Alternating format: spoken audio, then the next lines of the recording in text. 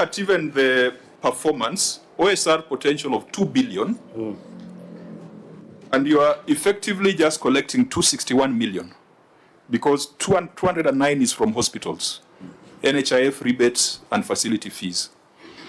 We have sat here, 261 million is perhaps equivalent to what Turkana collects.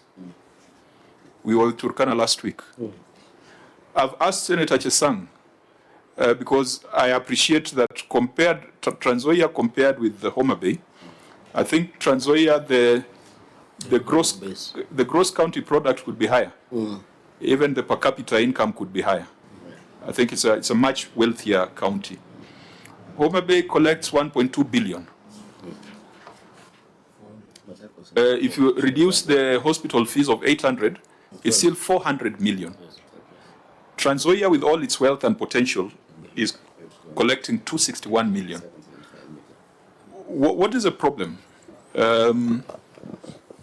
Governor, broadly speaking? And maybe as you respond, I can allow Senator Cherargei to chip in. Maybe as you make a ruling on the under collection of 20 million, and we should not gloss over. I think the reason we ask a governor, the substantive office holders, is for accountability purposes, so that if the committee recommend further action, we know who to help. So the under collection of 20 million, Chair, must be looked into.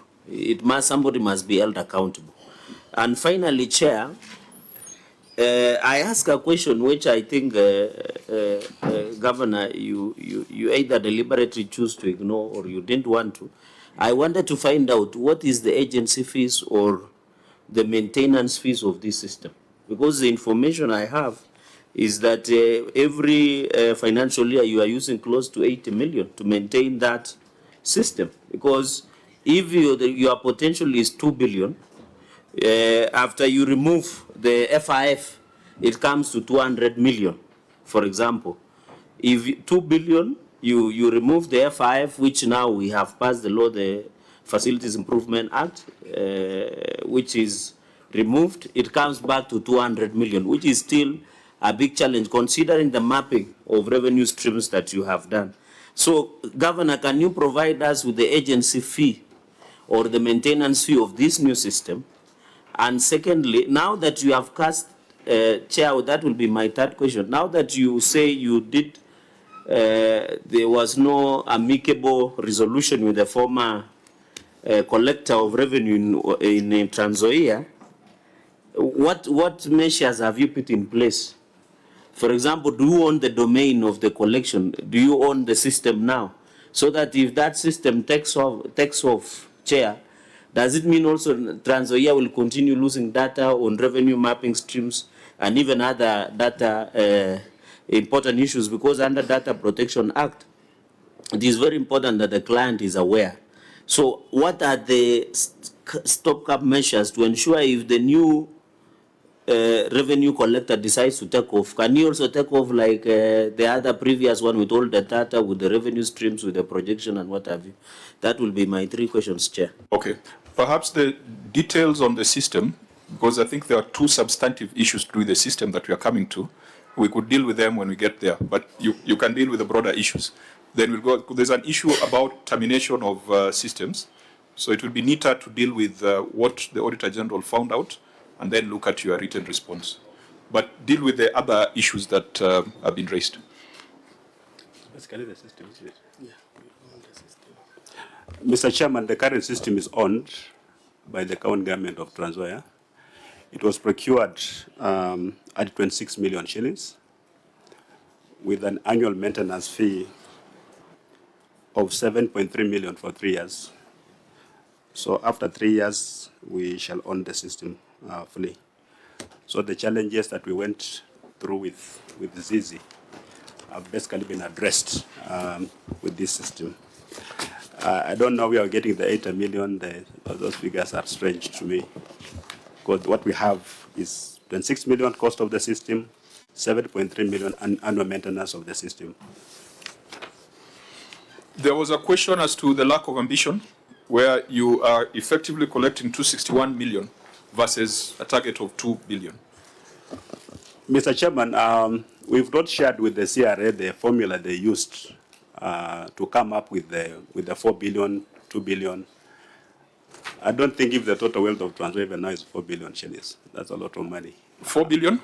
No, I think the auditor tells us that it has been revised downwards to 2 billion, which sounds reasonable. Have you done your own mapping? I don't think so. I don't think. My understanding was that the 2 billion was a negotiated position. Was it not? That the CRA had proposed 4 point something, then it was contested, and then stepped down to 2 billion. Chairman, personally, I've not engaged in any negotiation with CRA over this figure. But as a CEO of the entity, what is your on-source revenue? What's your estimated on-source revenue potential? Because that is something that your receiver of revenue should have at hand. It should guide your budgeting. It should guide your, driven by your finance bill. Mr. Chairman, the receiver of revenue has not told us how they arrived at 4 billion shillings. Because I'm looking at my account, where am I going to get 2 billion shillings? The receiver of revenue is your appointee. Leave alone the CRA. I'm now asking, in your own assessment, what is your OSR potential? We can forget about the CRA for a minute. Yeah, my potential from what I've been telling my team is that we look at how much the county council of Trans Nzoia was collecting before the advent of devolution, and how much the Kitale municipality was collecting, and in total it was about 800 million with the fewer revenue streams. So that was such as a baseline for us, that to know, can we meet what we were collecting before devolution? That's 800 million. We can put a markup, maybe 400 million. That will give us about 1.2 billion. It's reasonable, can be explained. But this other one of 4 billion really is just big. So even if you are to use the 800 million, the fact is you're collecting just about a quarter of what the defunct authorities were collecting. True. Isn't that a cause for concern? Major cause. So I think we now need to understand some of the measures being taken. Chair McHugh, this is 15 years down the line. When the economy has grown. When the municipalities were collecting 800 and you are collecting a quarter. So it means there is a bigger problem. And I thought the governor, you said you have mapped more revenue streams, which are much more than other municipalities. So where is the challenge? And I remember when we went through ICT committee, and Governor, at that point you told us that some officers had been fired because they have been pocketing revenue. Is it still the position? Actually, the problem we had was initially all revenue collectors were voluntary staff. So we actually recruited revenue officers. And we can demonstrate that after that, we've had some significant improvement in revenue collection. But as I admitted, and my team here knows, that we have the problem with the mindset, where people still cut corners. That because I believe there's no revenue officer who can know that you have not paid revenue and let you go. They can't. So they really know we're supposed to pay and pay what. But it's some kind of unholy, alliances out there. It's an internal problem that we're really trying to sort out. Is bearing fruits, not as fast maybe as we want, but when you look at our revenue growth for the last 2 years, there's a bit of improvement. Of course, I'll be happy if I beat the target of Trans Nzoia County Council, which had fewer revenue streams and they are collecting about 800 million. And of course, at that time, when they reached that record of 800 million, even councillors at that time participated in revenue collection. They went out and tried to participate. So it's a matter of sealing loopholes in the revenue collection department, where we have got officers. Actually, people fight to be deployed to revenue, including enforcement officers. They'll rather go to revenue than go to the hospital. So that should tell you something. Like when all policemen want to become traffic policemen, the motivation is quite obvious. So these are the things. If this committee has a solution, I'll gladly bring it on board. How do we seal loopholes in terms of leakage of revenue? Because that's where the problem is, nowhere else. Chair. Senator Wambua? Chair, let's have a candid conversation because the governor is being candid. Governor, you're telling this committee and you're telling the people of Trans Nzoia that there is somebody sabotaging revenue collection in Trans Nzoia County. Is that what you're saying? there is sabotage of revenue collection in Trans Nzoia County. Governor? I wouldn't call it sabotage. I'll just call it maybe theft. Yeah. I think that seems to be it. And that's where we now need to, we have done the diagnosis. It is our job to do the prescription as a Senate. Chair, maybe, Senator, Chair, with your indulgence, even I'm looking at your financial statements on receipt of revenue. Your original target was 643,700,000. You didn't achieve that. So looking at the projection, you have said you want even to go beyond municipalities of 800 million. And I don't know, you said councillors were part of the collection, so I don't know whether your MCA should be, but that's a point of discussion. So in this 643 million, there must have been realistic target of that amount. There must have been revenue strategy that you wanted to collect. So can you say something on your original target of 643 million? And finally, Chair, Governor said they were voluntary tax collectors. Is it who was the greatest tax collector in the Bible, Bishop? so Chair, Bishop is always right. You want me to tell you the name? You know the name. So I don't know whether you are calling it revenue collectors. So can you tell this committee they were temporary? So how much did you confirm them to PNP so that they can be used? And number two, I ask a very specific questions. Are there any officers in revenue that have been fired? Are there, Governor, as there revenue officers that have been fired? Their own disciplinary action has been taken or administrative action? And how many are there? Because it looks like, Governor, you are aware there is a problem. Kuna watu wanakula. But you have taken a back seat and say, you know, I'll just go and tell the committee of the Senate there are people who are stealing our revenue. They'll give me the prescription.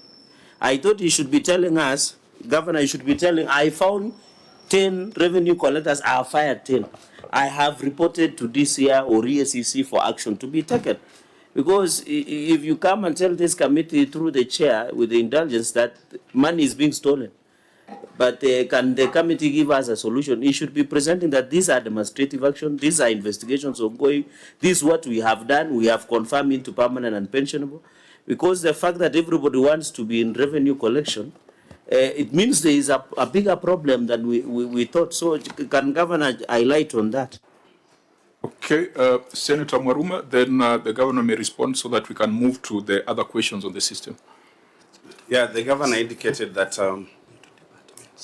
there are challenges in terms of collecting revenue from the national government. How much do you think, if the national government cooperated, you would collect from the land belonging to the national government? What efforts have you undertaken to collect that revenue? Do you have any annexures or, any support to show that you've made steps towards collecting such revenue? That would be my question. Governor? Mr. Chair. Sorry, maybe Senator Chesang, so that you can consolidate the questions. Thank you, Chair. Through you, Chair, I think we have, as the chairman of ICT committee, we have been doing an inquiry, and now we have gone to, I think, more than 9 counties to do an inquiry to do with the revenue collection. And just as an example of the last 2 counties that we have gone, we have seen, of course, improvement in terms of on-source revenue in most of the counties, at least 8 of the counties that you have gone, we have seen improvement. For example, in Machakos, we had the same irregularities of issues to do with on-source revenue. And when we went there, we found out that the governor had fired, I think, a few staff, I think around 30, around 30 staff that were found doctoring the system and trying to the staffs that were stealing, or maybe they were interfering with the system, the on-source revenue system. But still, Chair, any county that creates their own EPR system or their HMS system. Like for example, Machaco, the first time they they sourced their system, they were collecting 30 million. So then later they went to 200 and now they're doing 775 million. The same with Kiambu County, they were doing 2.9 million before the EPR system, billion. And as per now, they are collecting 5.4 billion. That shows you that these systems need to bring an improvement in on-source revenue. So basically, with Trans Nzoia acquiring this system, I think it is the prerogative of the governor just to be serious with this, with the staff, or maybe the issues where he thinks there might be a problem, because you can't honestly be telling us that the slaughterhouse only collected 38,000. Because we people of Trans Nzoia, I think, apart from where we come from, we can afford meat at least, I'm sure. So there must be a problem in this system. Yeah, there's definitely a problem. The governor has owned up. It's just his response that was evasive, because he attributed this to systems. But I'm glad that under oath you have said that systems cannot be the solution. They can be a problem, but they can never be the ultimate solution. So we now need to exit this matter. You will respond to the issues raised, and then we'll give a way forward. Mr. Chairman, I want to disagree completely with Senator Cherargei when he said that we've done nothing. I think we spent almost an hour talking about what we've been doing just to improve revenue, including even the change of the system. I've talked about the rapid results initiative. I've talked about the removal of volunteers that I inherited, the people who are collecting revenue. We removed all of them. We removed all the cashiers who were involved in revenue collection. We recruited new officers, new revenue officers. I think, with due respect to Senator Cherargei, whatever you're explaining, is it captured anywhere in your written responses? Yes, yes. Where? It is. When you look at our